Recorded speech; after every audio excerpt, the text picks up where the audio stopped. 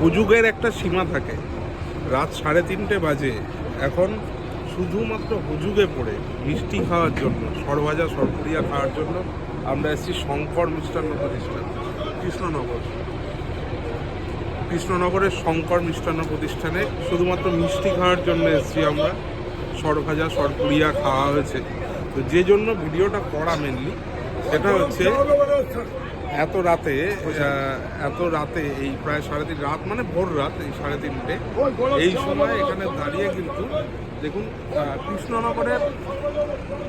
কৃষ্ণনগরের মা সরস্বতীর মূর্তি নিয়ে যাওয়া হচ্ছে কোথায় নিয়ে যাওয়া হচ্ছে আমরা জানি না।